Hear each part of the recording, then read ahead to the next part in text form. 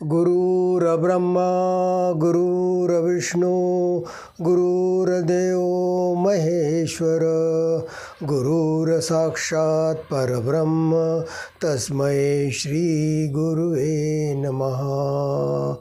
शुकासारिके पूर्ण वैराग्य जाचे वसिष्ठा परिज्ञान योगेश्वराचे कवी वाल्मिका सारिखा मान्य ऐसा नमस्कार माझा सद्गुरु रामदासा। जय जय रघुवीर समर्थ। श्रोत्यांना विनंती आहे की त्यांनी व्हिडिओला सबस्क्राईब करावे, लाईक करावे आणि शेअर करावे। शेअर करणं जास्त चांगलं आहे, कारण की एका शेअर करण्याने आपले सद्गुरूची सेवा पण होतं, आणखी त्यांचा वाङ्मयाचा प्रचार पण होतो, म्हणून शेअर करणं जास्त आवश्यक आहे। लाईक तुमच्यावर निर्भर आहे, तुम्ही करता न करता, आणि सबस्क्रिप्शन याच्यासाठी आवश्यक आहे संस्क्राईब करणं, की तुम्हाला सगळे आपले मालिकेचे पूर्ण भाग पाहायला मिळतील आणि तुम्ही सवडीनुसार पाहू शकता। आपण संसार मोहीचं नासका परमार्थ अविवेक करावं नेटका, नेटका करता फिका होतं जात तसे या ओवीवर आपलं निर्माण चालू आहे। आणि त्याच्यामधलंच एक पुढचं जे सूत्र सांगितलं आहे, भागवतामध्ये सूत्र आहे बरं, म्हणजे सगळ्याच अध्यात्मशास्त्रात सूत्र आहे, पण मी जे यातले नोट्स काढून जे तुम्हाला सांगतो आहे उभ्या त्या श्रीमद भागवतातल्या आहे। आणि त्यातल्यात तो श्रीमद भागवतातला 11वा स्कंद म्हणजे एकनाथी भागवत जे म्हटलं जातं, आणि ज्यावर एकनाथ महाराजांनी टीका केली आहे, त्याच्यासंबंधी आपण उभ्या पाहून त्याचं आपण निरूपण करतो आहे, त्याचं विवरण आहे पण ऐकतो आहे। तर आजचं सूत्र आहे अकर्तेपण। अकर्तेपण किंवा अलिप्तता। संसारात अकर्तेपण कसं घ्यायचं किंवा अलिप्तता कशी राहायची, हा एक फार मोठा एक सूत्र आहे, आणखी सुंदर सूत्र आहे, आणखी फार कठीण आहे पण ते वापरायला। आपल्या प्रपंचात गृहस्थाश्रमात राहून प्रापंचिकाला अलिप्तता बाळगणं आणि अकर्तेपण एखाद्या वेळ शक्य होऊ शकतं म्हणा, पण अलिप्तता संसारात म्हणजे मोह आणखी ममता जी म्हणतात, किंवा अहंता आणखी ममता जी म्हणतात, अकर्तेपण म्हणजे अहंता आली तिथे तुमची। आणखी जेव्हा तुम्ही कुटुंबियामध्ये राहून त्यांच्याशी प्रेमाने वागता, आणखी मी माझे म्हणून आप्तेष्टजन म्हणवता, तेव्हा ती ममता आली ती। तर अहम ममता जी आहे, अहम ममतेचं सूत्र आहे, आणि अहम ममता तुम्हाला टाळायला पाहिजे जर तुम्हाला प्रपंचात सुखी व्हायचं असेल तर। तीच कारण आपण बघत आलो आहे। मागे आपण 5-6 व्हिडिओमध्ये आपण बघितलं मन कसं त्या चंचलला आपल्याला अस्वस्थ करतं, त्याच्यानंतर प्रपंच नासका कसा आहे इत्यादी आपण गोष्टी बघितल्या। आणि त्यात सूत्रातलं पुढचं सूत्र आहे अकर्तेपण। हे कर्मामध्येच मोडतं ॲक्च्युली। कर्माचा पण आपण सूत्र बघितलं आहे की कर्माचा सिद्धांत काय आणि कर्म कशी करावी, आणखी गीतेने कर्म करूनच जीवन जगा असं सांगितलं आहे, आणि ती निष्काम कर्म करायला सांगितलं आहे। नुसतं साधं कर्म करायचं नाही आहे, स्वार्थी कर्म करून पोट भरायचं नाही आहे नुसतं, तर निस्वार्थी कर्म करूनही तुम्ही तुमचं पोट भरू शकता किंवा राहू शकता।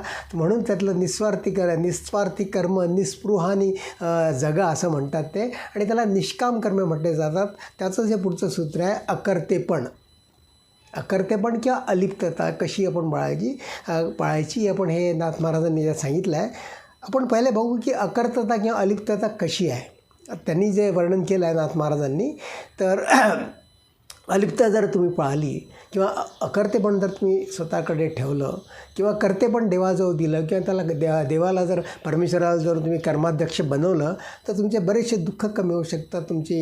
तुम्ही जी कर्तेपण घेऊन आपल्याला मोठेपणा समजता किंवा मोठेपणा देता की मी केलं, ती फार मोठी अहंता निघून जाते ती।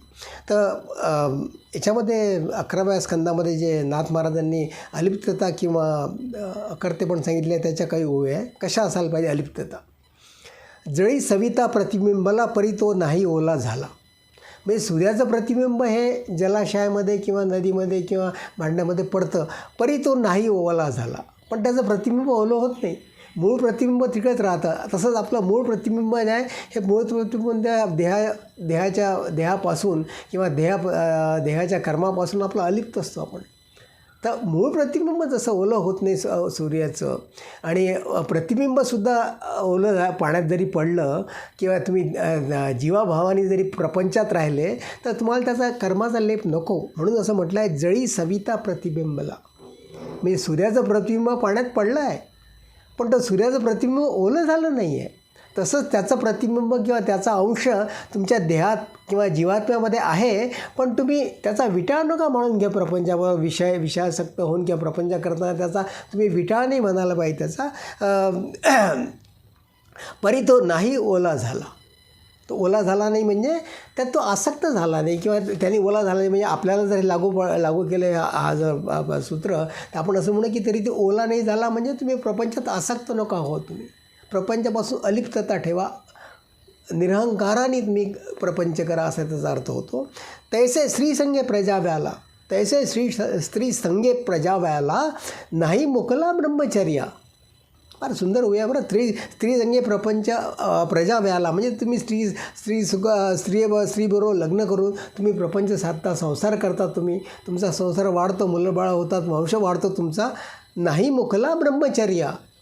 आता हे अभोक्तेपणा आहे. नाही मुकला ब्रह्मचर्या म्हणजे तुम्ही सगळे संसारातले भोग घेऊन म्हणताय तुम्ही अभोक्ते राहता किंवा तुम्ही ब्रह्मचारी पण तुमचं त्याला स्पर्श होत नाही किंवा ब्रह्मचारी नाही मुकला ब्रह्मचर्या म्हणजे ब्रह्मचर्यात पण तुमचं जात नाही कुठे किंवा त्याला मायेचा धक्का लागत नाही.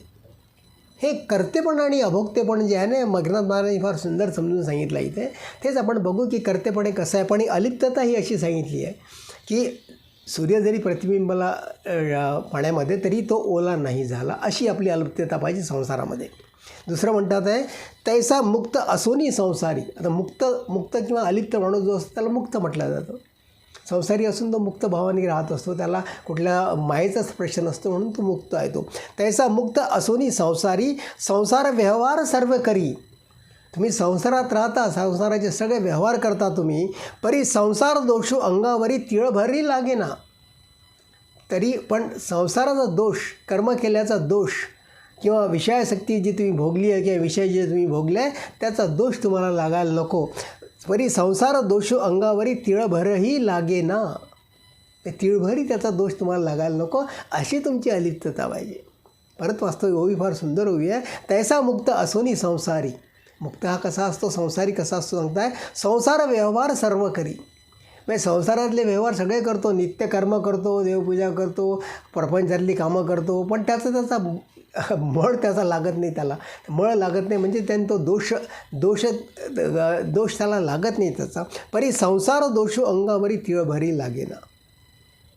म्हणजे त्याचा आत्मबोध किंवा त्याचं आत्मचिंतन इतकं नित्य नेमाने आणखी सातत्याने आणखी अखंड चालू असतं की त्यांनी संसारातली कामं केली, नित्यकर्म जरी केली, विहित कर्म जरी केली त्यांनी, तरी त्या कर्माचा दोष त्याला लागत नाही. म्हणजे भोगूनही अकर्ता राहतो तो, असं नाथ महाराजांना सांगायचं आहे. बघू आपण त्यांनी काय उपाय सांगितले. भोगून अकर्ता कसा, अभोक्ता कसा राहतो आणि कर्म करूनही अकर्ता कसा राहतो तो, ही देवाची लक्षणं आहे, परमेश्वराची लक्षणं आहे. करते पण दाखवणी देव हा अकर्ता म्हणवतो, आणखी सगळे लीला आणखी ऐश्वर्य दाखवूनही तो अभोक्तेपणा दाखवतो. म्हणजे त्यांनी विश्व निर्माण केलं आहे, विश्व निर्माण करून त्या विश्वामध्ये तो आसक्त झाला नाही किंवा ती लीला त्यांनी आपल्या स्वार्थासाठी निर्माण नाही केली. जगाची लीला आपण जे बघतो त्यांनी लीला केली आहे म्हणतात. ही परमेश्वरांनी त्रिगुणात्मक मायेच्या द्वारे ही लीला करून तो त्या लीलेमध्ये आसक्त झाला नाही, त्या मायेमध्ये तो आसक्त झाला नाही, तो अलिप्तच आहे आपल्या त्यापासून. हे त्याचं जे कर्तेपणा आणि अभोक्तेपणा आहे हे आपल्यालासुद्धा जर प्रपंचात जर पाळता आलं किंवा आपण जर साध्य केलं तर फार मोठी तुम्हाला उपाधी लाभेल. म्हणजे तुम्ही याच्यापासून मुक्त व्हाल संसार दोषापासून आणि तुम्हाला मोक्ष मिळेल. असा हा संसार दोष तिळभरी लागे ना म्हणजे तो नित्य आत्मबोधामध्ये, मनन चिंतनामध्ये तो मग्न असतो. म्हणजे इतर कामं केल्याचा त्याला दोष नाही आहे, इतर व्यवहार केल्याचा, संसाराचा व्यवहार केल्याची, कर्म केल्याचा त्याला दोष लागत नाही. कर्म करूनही अकर्ता, कर्म करूनही अकर्ता तोची अकार्त्म बोधू जाहला देता. देही असोनी विदेहता तेही तत्वता आकळली. कर्म करूनही अकर्ता म्हणजे कर्म करून तो अकर्ता राहतो. आता कर्म करून अकर्ता कसा राहतो ते पुढे त्यांनी स्पष्ट केलं आहे की कर्म करून अकर्तेपणा कसा होतो किंवा भोगूनी अभोक्ता पण कसं राहतं त्याला. तोची अकार्त्म बोधू जाहला देता.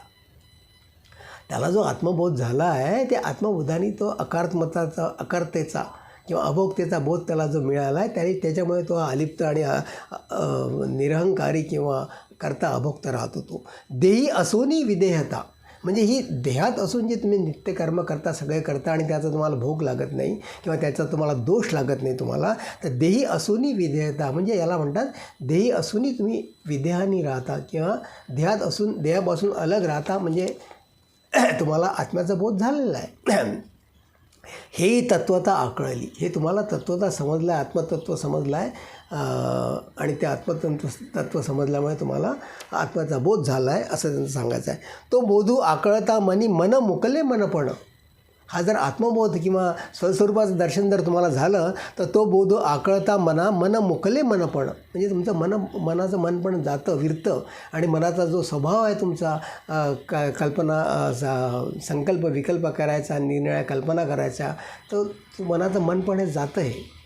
आणि त्यामुळे तुम्ही या संसारामध्ये तुम्ही अडकत नाही, कारण की तुमच्या कल्पनाच आहे तुम्हाला ठार मारतात किंवा तुमच्या जे आपण मागे बघितल्या आशा कल्पना ह्या ज्या तुम्ही मनामुळे जे निर्माण झालेले आहे, तुमचं मन निर्मन किंवा उन्मन होऊन जातं ते, आणि उन्मन झाल्यामुळे मन मुकले मनपणा, मनपणा मुक्ते त्याचं. अवस्था नावारेची जनार्दना मूर्छात्पन्न पाडी येला, म्हणजे तुम्हाला अशा अवस्थेत राहता तुम्ही, देहाचं तुम्हाला भान नसतं आणि देह काय करतो याचं भान नसल्यामुळे तुमचा आत्मचिंतनाचा बोध सतत निरंतर अखंडतेने चालू असल्यामुळे संसारातल्या काय गोष्टी घडल्या अशाताग्रस्त निपचित पडला असतो किंवा तो त्याच्या आत्मबोधाने आत्मचिंतनात रमलेला असतो, म्हणून त्याला ते ह्या गोष्टी कळत नाही. आता हे अकर्तेपण जे म्हटलं आहे, अकर्तेपण हे कसं करायचं किंवा कसं साध्य होतं, किंवा आपल्याला जी मोहममता लागली आहे कुटुंबात राहून, तर कुटुंबाचं तुम्हाला जी प्रीती आणखी प्रेम आहे ती त्यागायला पाहिजे की सोडायला पाहिजे. त्याच्यामध्ये त्यांनी फार सुंदर ओवी टाकली आहे. जैसे वृक्षातळी पांथिक एकत्र मिनले एक क्षण, तैसे पुत्र द्वाराप्त लोक सर्वही क्षणिक संगम. म्हणजे काय असतं की पांथिक लोक जेव्हा पायाने प्रवास करतात तेव्हा एखाद्या झाडाखाली विश्राम करतात, ते झाडाच्या छायाखाली विश्राम करतात आणि पुढे चालायला लागतात. तर अशा झाडाच्या छायाखाली अशा संसारामध्ये तुमचे जे आप्तेष्ट लोक आहे, पतिपुत्र तुमचे आई वडील आणखी आप्तेष्ट लोक जे आहे ते तुम्ही असे जमले आहे संसारामध्ये. हा योग आहे त्यांचा. म्हणायचा अर्थ असा आहे की वृक्षातळी पांथिक एकत्र मिळाले एक क्षण मिळाले आहे, म्हणजे प्रारब्धामुळे तुम्ही एकत्रित आल्या. तुमचे नातेसंबंध हे ऋणानुबंध जे तुम्हाला प्राप्त झाले आहे, नातेसंबंध जे प्राप्त झाले आहे, हे तुम्हाला एखाद्या क्षणामुळे प्रारब्धामुळे तुम्हाला जीव मिळाला, जीवत्व मिळालं, तुम्ही देहोपाधी घेऊन तुम्ही जन्मास आले, म्हणून तुम्हाला हे सगळे आई वडील भाऊ बहीण पती पत्नी हे सगळे तुम्हाला मिळाले. हे क्षणिक आहेत. इथे जो महत्त्वाचा शब्द आहे एकत्र मिनले एक क्षण, तैसे पुत्र द्वाराप्त लोक सर्व क्षणिक संगम, म्हणजे यांचा जो संगम झाला आहे, जे तुम्ही कुटुंबात जे राहत आहे, हा त्यांचा क्षणिक संगम आहे त्यांचा. तशीच आणखी त्यांनी दुसरी उभी टाकली याच्यामध्ये की दोन नद्या मिळतात किंवा नदीमध्ये लाकडं वाहत जातात आणि लाकडं वाहत झाल्यानंतर नदीच्या प्रवाहाने ते लाकडं एखाद्या वेळेस किनाऱ्याला लागतात. ते कुठून तरी वाहून आणलेलं लाकडं आहे आणि मग समुद्राच्या नदीच्या काठी असल्यानंतर मग नदीच्या काठी ते लाकडं एकत्र जमतात. तर अशी आपली स्थिती आहे ही जीवनातली, की जीवनामध्ये आपण जे नातेसंबंध ऋणानुबंध किंवा आपले जे आप्तेष्ट जे जमा झाले आहे ते असे जमा झाले आपले, किंवा असा आपल्याला तो त्यांचा बंध आणखी मोह किंवा त्यांचे प्रीती आणखी प्रेम आणखी ममता जी लागते आहे ती एक क्षणिक आहे. तुमचे प्रारब्ध जे 60-70 वर्षाचं प्रारब्ध आहे त्याच्यामध्ये ती लागते. पण जेव्हा तुमचा मृत्यू होतो तेव्हा काय होतं? हे आप्तेष्टजन तुमच्याबरोबर येतात का? ते तुमच्याबरोबर येत नाही. ते तुम्हाला स्मशानात पोहोचतात, तुमच्या प्रेताचं दहन करतात, अग्नी देतात, घरी परततात सगळे आपलं. म्हणजे ही जी प्रीतीमोह जो आहे तो तात्पुरता तुमचा क्षणिकच आहे, तो क्षणभंगूर आहे. म्हणून देहाला क्षणभंगूर म्हटलं आहे. तुमचं आयुष्यसुद्धा क्षणभंगूर आहे आणि त्याच्यामुळे त्यांचा क्षणिक मोह आपण लागून घेणं योग्य नाही आहे. त्यांची ममता आपल्याला ठेवणं आवश्यक नाही. म्हणून तुम्ही मीपणा त्यागा, आणखी अहंता ममतेचा त्याग करा, अलिप्त राहा, असं हे दोन्ही ओव्या सांगतात ते आपल्याला. त्याची ओवी सांगतो. यापरी हे समस्त म्हणजे आपल्या संसारातले आप्तेष्ट लोक, स्त्री पुत्र बंधू आप्त, म्हणजे जे सगळे आपले पती पत्नी बंधू आणखी बहीण आणखी जे पुत्र आणखी आप्तजन आहे, मायामय कल्पित जाणे निश्चिंत उद्धवा, हे मायामयित कल्पित झालेले आहे आणि प्रारब्धाच्या योगायोगाने तुम्हाला ते संसारात प्राप्त झाले. हा ऋणानुबंध जो प्राप्त झाला आहे, हा ऋणानुबंध तुमचा क्षणिक आहे तुमचा. तर ही जी अशी जी अहंता ममता याच्यामध्ये, आणि अहंता येते त्याच्याबरोबर, कारण की जेव्हा तुम्ही कुटुंबाचं कर्तेपण निभवता, आणखी म्हणता की बा मी संसारात मीच चालवतो, आणखी सगळे संसाराचे कामं केले आहे, आणि हे माझी पत्नी आहे, हे माझी मुलं आहे, हे माझे आईवडील आहे, तर असं मीपणा जे तुम्ही लावून घेता, तर ही जी अहंता आहे मीपणाची अहंता, आणि त्याच्याबरोबर लागलेली ममता, अहम ममता, ह्या दोन्ही गोष्टी आपल्याला अलिप्ततेने पळायचं आहे. आणखी पहिला त्यांनी सूत्र सांगितलं आहे की तुम्हाला हे त्यासाठी दूर राहावं लागेल यांच्यापासून, ती ममतेकरता. आणखी त्यांनी दुसरं कारण सांगितलं आहे, सांडिता कर्ताभिमान कर्म होय ब्रह्मार्पण. तुमचा कर्ताभिमान जो आहे, कर्तेपण जे आहे, ते तुम्ही ते टाकायला पाहिजे, सोडायला पाहिजे. ते संकल्पे विण जाणं अर्पित खूण उद्धवा. तर आता हे तुम्हाला जी अहंतेची खूण जी आहे, ती अहंता जोपर्यंत तुम्ही टाकत नाही तोपर्यंत तुम्हाला ते तुझं कर्तेपण जात नाही. आणि त्यासाठी म्हणतात तुम्हाला कृष्णार्पण करा, ब्रह्मार्पण करा, किंवा श्रीरामचंद्रार्पण करा. कृष्णार्पण करा हा भागवतातला म्हणणं आहे. आणि जे दासबोध आणखी इतर जे वाङ्मय आहे रामासंबंधीचं, ते श्रीरामचंद्रार्पण मस्त म्हणतात त्याच्यामध्ये. तर कर्म होय ब्रह्मार्पण. कर्म तुमचं ब्रह्मार्पण केव्हा होतं, म्हणजे तुम्ही स्वधर्माचरण केलं नाही केलं तर तुम्ही जर कर्म जर अर्पण केले, आपण कर्म कशी अर्पण करायची मागच्या भागात आपण बघितलेलं आहे. ते कर्म होय ब्रह्मार्पण, ते संकल्प विण जाणं अर्पित खूण उद्धवा. म्हणजे तुम्ही जेव्हा कर्म अर्पित करता ईश्वराला, की मी कर्म केलेली नाही आहे, ही ईश्वराच्या प्रेरणेने, परमेश्वराच्या प्रेरणेने झाली आहे, आणि जी काही चांगली वाईट कर्म झाली आहे, जी पूर्ण झाली अपूर्ण झाली आहे, मी देवाला वाहतो, आणखी ती त्याचीच कर्म आहे. आणि त्याचं जे फळ आहे तो त्याच्या आपल्या योग्यतेप्रमाणे, आणि तो कर्माचा लेखाजोखा ठेवणारा असल्यामुळे, कर्माध्यक्ष असल्यामुळे तो ते आपल्याला देतो. ते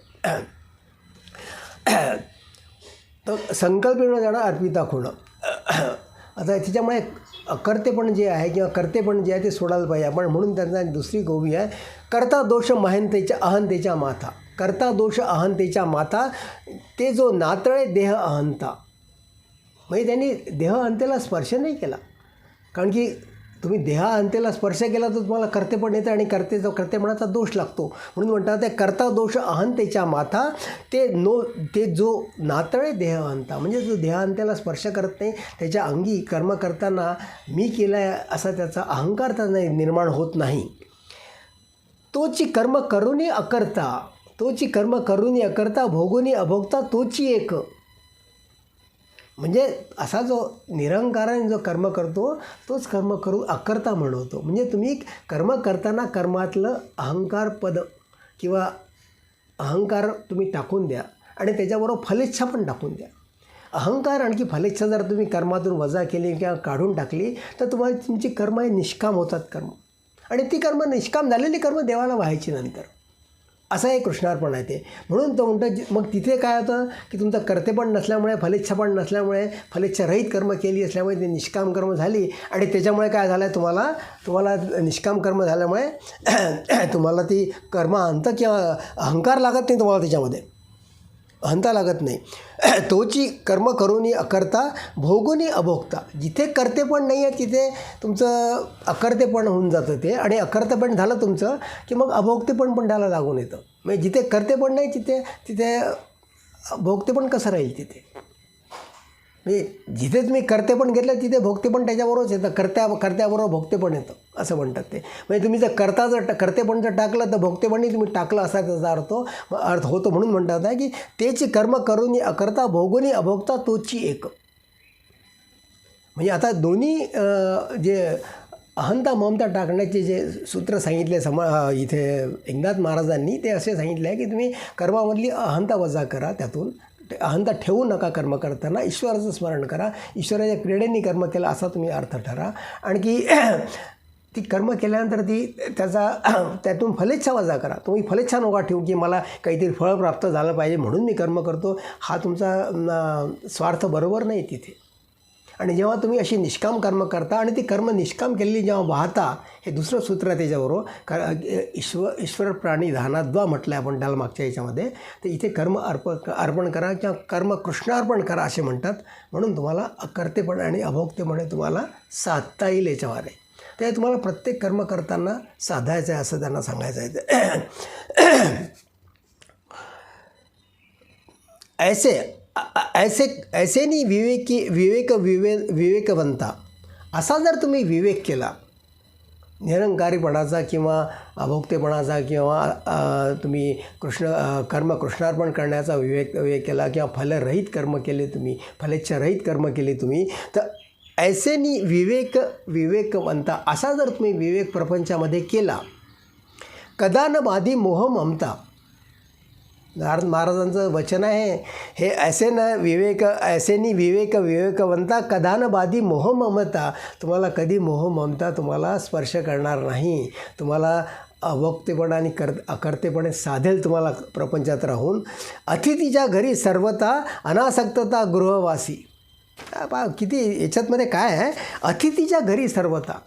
अतिथी म्हणजे पाहुणा कसा राहतो, दुसऱ्याकडे गेला तर आपण दुसऱ्याकडे पाहुणे म्हणून गेलो तर आपण कसं राहतो, आपण त्या घरामध्ये राहतो, सगळ्या गोष्टी करतो आपल्या मित्राबरोबर नातेवाईकाबरोबर. पण तुम्हाला माहीत आहे की हे घर आपलं नाही आहे. आपण कोणाकडे पाहुणे म्हणून गेलो आहे आपण कोणाकडे.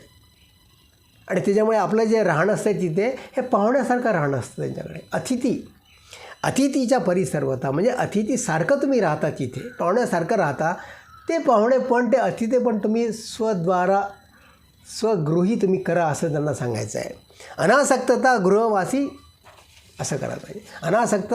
अनासक्तता हीच पाहुण्यासारखं वागणं हे तुम्ही तुमच्या स्वगृही स्वपत्नीशी करा तुम्ही. म्हणजे तुमचं अकर्तेपणा आणि अभोक्तेपण निघून जाईल तुमचं. म्हणजे तुम्हाला प्राप्त होईल. कर्तेपण आणखी भोक्तेपण निघून जाईल. अकर्तेपण आणि अभोक्तेपण तुम्हाला प्राप्त होईल. अभोक्तेपण पहा कसं, म्हणजे अतिथीच्या परिसर्वता म्हणजे तुम्ही घरी असून तुम्ही घरी पाहुण्यासारखे राहा असं सांगतात ते. पाहुणा हा घरात असून नसल्यासारखा असतो तो. त्याला माहीत आहे की घरातलं जे काही वस्तू आहे किंवा घरातली जे आप्तेष्ट मंडळी आहे किंवा जे काही त्याचे मित्रमंडळ परिवार आहे ते आपली त्याला चांगलं माहीत असतं त्याला. त्याचे नातेवाईक मी माझे पती पत्नी आई वडील मुलं मुळं हे तर वेगळेच समजतो तो. त्याच्यामुळे पाहुणा म्हणून तुम्ही त्याच्या घरी गेले, मित्राकडे गेले, कोणाकडे राहायला गेले तर तुम्ही जसं पाहुण्यासारखं राहता. बाईक 2 दिवस ठेवून आपण निघून यायचा. तुम्ही सगळे व्यवहार करता, त्याच्याकडे राहता, जेवता, खाता, पिता, बसता, उठता, निसता, झोप घेता, सगळे काही व्यवहार करता, गप्पा गोष्टी करता. पण त्यात तुमची आसक्ती नसते कुठल्या बाबतीत. आणि ही आसक्तीच तुम्हाला दोष देऊन जाते. आणि ती आसक्ती तुम्हाला गृहासक्तीमध्ये लागते ते. आणि त्यामुळे म्हणतात ती गृहामध्ये राहताना, आपल्या स्वतःच्या घरामध्ये राहताना, आप्तेष्टामध्ये वावरताना तुम्ही पाहुण्यासारखं वावरा, अतिथीसारखं वावरा, तर तुम्हाला ते अभोक्तेपण आणि अकर्तेपण तुम्हाला प्राप्त होईल. फार मोठं सुंदर सूत्र सांगितलं आहे एकनाथ महाराजांनी याच्यामध्ये. आणखी चांगलं आहे. आणखी पुढे बघू आपण काय म्हणतात ते. गृहश्रमू न सांडता कर्मरेखा न ओलांडिता. आता गृहस्थाश्रमात तुम्हाला राहायचं आहे, प्रपंचात राहायचं आहे. तुम्ही स्वगृही राहत आहे आपला, कशी झोपडी असो, बंगला असो, कसंही असो. गृहाश्रमू न सांडता म्हणजे गृहाश्रम तुम्हाला सोडायचं नाही. तुम्ही गृहस्थ म्हणजे लग्न करून तुम्ही गृहस्थाश्रमी प्रवेश केला आहे किंवा गृहस्थाश्रमी तुम्ही राहताय, गृहस्थाश्रमात राहताय तुम्ही. गृहस्थाश्रमू न सांडता कर्मरेखा न ओलांडता निज व्यापारी वर्तता बोधू सर्वता न मळे. म्हणजे सगळे अशी जर तुम्ही विवेकवंता जर केली, असे जर सूत्र तुम्ही पाळले तर कर्मरेखा न ओलांडता. ही कर्मरेखा आहे, लक्ष्मणरेखा आहे. ही लक्ष्मणरेखा तुम्हाला ओलांडायला नको. आणि ही जर लक्ष्मणरेखा तुम्ही ओलांडली नाही, कर्मरेखाची मर्यादा जर तुम्ही पाळली तर निज व्यापारी वर्तता बोधू सर्वता न वळे. म्हणजे तुम्ही जर निज व्यापार जर तिथे राहून केला संसारामध्ये तर तुम्हाला त्याचा बोध लागत नाही, म्हणजे तुम्हाला त्याचा दोष लागत नाही त्याचा. असा हा कर्मबोध तुम्हाला मिळतो आणि तुमचं अकर्तेपण आणि अभोक्तेपण तुम्हाला साधते. हे ऐशिया वैराग्य विवेक स्थिती गृही असता गृहस्थाप्रती. अशी जर तुम्ही वैराग्य आणि विवेकाने जर वैराग्य जर तुम्ही पाळलं संसारात असताना, गृहस्थाश्रमात असताना, गृही असता गृहस्थाप्रती प्राप्त होय निजमुक्ती. तुम्हाला निजमुक्ती पण प्राप्त होईल. जाणं निश्चिंत उद्धवा. हे सूत्र आहे आपले म्हणजे जी सांगितली आहे सूत्र आहे, अशी पळायला पाहिजे. ऐसेनी विवेकवंत आपण बघितलं आहे. एवं निर्माण मोहममता जो उदासीन गृहस्थावस्था. म्हणजे गोंदवलेकर महाराज, गजानन महाराज हे सांगतात की तुम्ही उदासीन अवस्थेत राहा. ती उदासीन अवस्था अशी आहे, म्हणजे तुम्हाला त्या कशाचा लोभ नको, मोह नको, ममता नको, तर तुम्हाला अभोक्तेपण आणि कर्तेपण साधेल तुम्हाला. म्हणजे उदासीन वृत्तीने तुम्ही गृहस्थाश्रमात राहा. हा पण एक उपदेश लोक देतात आहे, संत लोक देतात आहे. एवं निर्माण मोह ममता जो उदासीन गृहस्थावस्था त्याची निष्काम निरोधता. तर त्याचं कर्मे निष्काम होतात त्याची. त्याची अहंता बाधेना. त्याची अहंता बाधत नाही, ममता त्याला बाधत नाही. देहेंद्रिय उपाधी वशे जीवाशी भिन्नत्व आभासे. आपल्याला जी देहोपाधी लागली आहे, या देहोपाधीमुळे आपण भिन्न पडलो आहे. ब्रह्मस्वरूप जरी असलो आपण, तरी आपण भिन्न का समजतो? आपल्याला देहोपाधी लागला आहे, आपण वेगळं समजतो. माझा देह असा आहे, 5 फुटाचा आहे, त्याचा देह 4 फुटाचा आहे, तो 7 फुटाचा आहे, तो काळा आहे, मी गोरा आहे. तर ही जी भिन्नता लागली आहे, आपल्याला जे निरनिराळे आकार मिळाले आहे, स्त्री आणखी पुरुषामध्ये भेद पाळतो आपण, या भेदामुळे आपल्याला ही भिन्नता लागलेली आहे. देहेंद्रिय उपाधिवशे जीवाशी भिन्नता आभाषे. म्हणजे जीव हा भिन्न पडला आहे ब्रह्मापासून. अद्वैत बोध समरसे जीव प्रकाशे स्वरूपी. तुम्हाला जेव्हा असा अद्वैतबोध होतो, असं जर स्वधर्माचरण आणखी अकर्तेपण आणि भोक्तपण जर तुम्ही प्रपंचात साधलं, तर तुम्हाला तुमचा जीवात्मा जो देहात आहे तो जीव प्रवेशे स्वरूपी. म्हणजे जीवाशिवाचं जे ऐक्य आहे, असं जीवाशिवाचं ऐक्य तुम्ही साधाल. अद्वैत बोधे समरसे म्हणजे तो एकत्वाचा आहे, हे निरनिराळा नाही, भिन्नत्व नाही, जीव आणखी शिव वेगळे नाही. हा भिन्नत्वाचा भेद जर तुम्ही त्यागला, तर तुम्हाला ब्रह्मैक्याची स्थिती तुम्हाला लाभेल. याच्यामध्ये आणखी गीतेमध्ये पण एक सुंदर वाक्य आहे. ते वाक्य फार उपयोगी आहे इथे या संदर्भात, अकर्तेपणाच्या आणि अभोक्तेपणाच्या संदर्भात भोगते आहे. कारण की तुम्हाला माहीत आहे, गीतेमध्ये कृष्णाने अर्जुनाला उपदेश दिला होता की तुझे जरी आप्तेष्टजन किंवा आप्तेजन, काका, मामा, त्याच्यानंतर तुमचे गुरु भीष्माचार्य सगळे जरी तुझे असले आप्तेष्ट, तरी त्यांचा तू वध काय करणार? तू मारल्याने ते मरणार नाही, मी त्यांना अगोदरच मारलेलं आहे.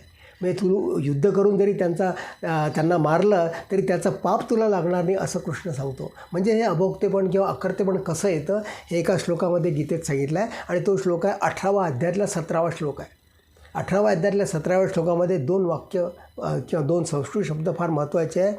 यस्य न अहंकृती भाव, अस्य न अहंकृती भाव म्हणजे तुम्ही अहंकार तुमच्या कर्मामध्ये ठेवू नका किंवा निरंकारपणाने कर्म करा. यस्य न अहंकृती भाव, हा तुमचा भाव हा अहंकारी भाव नको किंवा निहंकारी भाव ठेवा कर्म करताना, धर्म पाळताना. आणि दुसरं वाक्य आहे याच्यामध्ये, बुद्धी यस्य न लिंपते. बुद्धी यस्य न लिंपते म्हणजे तुमची जी बुद्धी नेहमी जड वस्तूमध्ये लिप्त असते. म्हणजे आपण देहबुद्धीने काय करतो, आपण वस्तू पाहत असतो. टेबल आहे, खुर्ची आहे, वृक्ष आहे, घर आहे, दार आहे, माझी पत्नी आहे, माझी मुलं आहे, आई वडील आहे. तर हे तुमची देहबुद्धीने तुमची मोहममता वाढली आहे तुमची ही. तर बुद्धी यस्य न लिंपते म्हणजे तुमची बुद्धी जड वस्तूत लिप्त व्हायला नको, किंवा ती बुद्धी किंवा ते चित्त तुम्ही परमेश्वराजवळ ठेवायला पाहिजे. म्हणजे आत्मबोध जो तुम्हाला झाला आहे किंवा आत्मचिंतन किंवा आत्ममनन जे तुम्ही केलं आहे, त्याच्यामध्ये जर तुमचं चित्त व्याप्त झालं किंवा त्याच्यामध्ये जर चित्त लागलं, तर पदार्थ वस्तूमध्ये तुमची बुद्धी लिप्त होणार नाही. पदार्थ वस्तू म्हणजे इथे रणांगणावर अर्जुनाला सांगितलं आहे की तू युद्ध कर. तर म्हणजे पदार्थ वस्तू म्हणजे समोरचे जे तुझे नातेवाईक दिसत आहे, त्यांना जरी तू मारलं, युद्ध जरी केलं, तर त्याचा दोष तुला येणार नाही. कारण की तुझी बुद्धी आहे ती कुठे ठेवली आहे? तू बुद्धी, तुझं चित्त ठेवलं आहे तू परमेश्वराजवळ, परमात्माचं तुझं चित्त ठेवलं आहे. आणि म्हणून म्हणतात ते यस्य न अहंकृती भाव बुद्धी यस्य न लिंपते. म्हणजे बुद्धी पदार्थ जड वस्तूत लिप्त होत नाही. आणि ती जड वस्तूत लिप्त होत नाही म्हणजे कर्माने ती लिप्त होत नाही. म्हणजे त्यांनी युद्ध केलं अर्जुनाने किंवा तुम्ही तुमचे कर्म केले, तर कर्माने तुमची बुद्धी लिप्त होत नाही. म्हणजे तिथे तुमचं अकर्तेपण दर्शवलं जातं किंवा तुम्हाला अकर्तेपण लाभतं. म्हणजे मारूनही मारत नाही असं म्हटलं आहे त्यांनी, की तू त्यांना जरी मारलं तरी ते मेले, तू मेले हा दोष तुला पाप लागणार नाही. तू युद्धात अर्जुनाने जरी त्यांच्या भीष्माचार्यांना आणखी भावंडांना आणखी गुरुजनांना जरी मारलं, तर त्याचं पाप त्याला लागणार नाही. हे इथे श्रीकृष्ण त्याला पटवून देतात आहे. हा श्लोक 18व्या अध्यायातला 17वा श्लोक आहे, जरूर वाचावे. आणखी यस्य न अहंकृती भाव म्हणजे इथेसुद्धा त्यांनी अकर्तेपण अभोक्तेपणा करता, तुमचं अहंकार आणखी अभोक्तेपण दाखवण्याकरता निरंकारी वृत्तीने तुम्ही कामं करा. आणखी त्यामध्ये फलेच्छा टाकून द्या आणि कर्मे कृष्णार्पण करा असं म्हणतात आहे. ते कर्मे कृष्णार्पण केल्यानंतर ती कर्म तुम्हाला लागत नाही. त्याच्यामुळे तुमची बुद्धी ही तुमची जेव्हा आत्मबोधात किंवा आत्मतत्वात जेव्हा रंगून जाते किंवा तिचा मग्न होते ती बुद्धी, तिकडे तुमचं चित्त परमेश्वराकडे आत्मतत्वाकडे लागलं आहे. ते तुमचं पदार्थ वस्तूमध्ये जड वस्तूमध्ये लागलं नाही आहे. म्हणून बुद्धी तिथे लिप्त न झाल्यामुळे तुमचा त्यात दोष तुम्हाला लागत नाही. तुमचं कर्म हे अकर्तेपणाने घडतं. तर असे हे अकर्ते पण फार महत्त्वाचं आहे. आणि काही त्याचा सारांश सांगताना तुम्ही कर्ताभिमान सोडून द्या. पवित्र मार्गाने सत्कर्माने मिळवलेले द्रव्य स्वधर्माचरणासाठी उपयोगात आणा. आपण पवित्र मार्गाने सत्कर्माने धनधान्य मिळवतो किंवा संपत्ती द्रव्य मिळवतो, ते तुम्ही सत्कर्याने त्यात लावा. म्हणजे वाईट मार्गाने दुराचाराने आपण जर द्रव्य प्राप्त केलं, कुकर्माने जर द्रव्य प्राप्त केलं, तर ते तुमचं सुधर्माचरण म्हणवत नाही. म्हणून तुम्ही पवित्र मार्गाने सत्कर्माने मिळवलेले द्रव्य संपत्ती तुम्ही स्वधर्माचरणात लावा. त्याचं तुम्हाला सत्करून पुण्य लाभेल. विषयासक्ती सोडून वागा. याच्यामध्ये आपण बघितलं आहे नाथमारांच्या ओव्या की स्वदाराशी सुद्धा तुम्ही एका ऋतुकाळीच फक्त तुम्हाला स्वभोग घ्यायला पाहिजे. फार मोठं तत्त्व आहे, फार मोठा सिद्धांत आहे. इतर वेळेस तुम्हाला तो स्त्रीभोग हा तुम्हाला वर्ज्य सांगितला आहे. विषयासक्ती सोडून गृहासक्ती त्यागून, गृहासक्ती नको तुम्हाला, निवृत्तीचा मार्ग धरा. म्हणजे तुम्हाला अकर्ते पण लागेल. निष्कर्म कर्म करा, फलेच्छा टाकून द्या, अहंकार टाकून द्या आणि कर्म कृष्णार्पण करा. कर्मात परमेश्वराचे अधिष्ठान ठेवा. म्हणजे कर्म ही त्यांनी सांगितलेली आहे, त्यांनी केलेली आहे, त्याच्या प्रेरणेने झाली आहे असं ठेवून तुम्ही त्याला कर्माध्यक्ष बनवा. तुम्ही स्वतःकडे कर्ते पण घेऊ नका. म्हणजे तुमचे कर्म निष्कर्म होतील तुमचे कर्म. आणि तुम्हाला हा जो विवेक आहे, हा विवेक प्रपंचात तुम्हाला पाळताना तुम्हाला वैराग्यसुद्धा धारण करायला पाहिजे. म्हणजे हा त्याग करणं आवश्यक आहे. म्हणून म्हणतात ते विवेक आणखी वैराग्य हे तुम्ही दोन्ही जर वापरले प्रपंचामध्ये तर तुमचा परमार्थ साध्य होतो. नुसते ज्ञान किंवा नुसते वैराग्य असून चालत नाही, तर तुम्हाला ज्ञानाला वैराग्याची जोड आणखी वैराग्याला ज्ञानाची जोड दोन्ही असायला पाहिजे तुम्हाला. वैराग्य विण ज्ञान पांगळे, युक्ती देखे परीन चले परमार्थ. वैराग्य विण ज्ञान पांगळे, नुसतं ज्ञान असलं चालत नाही. ज्ञान हे पांगळ होतं, म्हणजे अधू होतं किंवा लंगडं होतं असं म्हणतात आहे. युक्ती देखे परीन चले परमार्थ, म्हणजे नुसतं ज्ञान तुम्हाला कामाचं नाही, त्याच्याबरोबर वैराग्य त्याग असणं आवश्यक आहे. म्हणून विवेक आणखी वैराग्य हे जर तुमच्या जोडीला असले, तर विवेक आणखी वैराग्याने तुमचं हे प्रपंच सुखकर होतो तुमचं. आपण इथे थांबू. मी तुम्हाला परत विनंती करतो की व्हिडिओला सबस्क्राईब करा, शेअर करा, लाईक करा. जय जय रघुवीर समर्थ. श्रीकृष्णार्पण मस्त.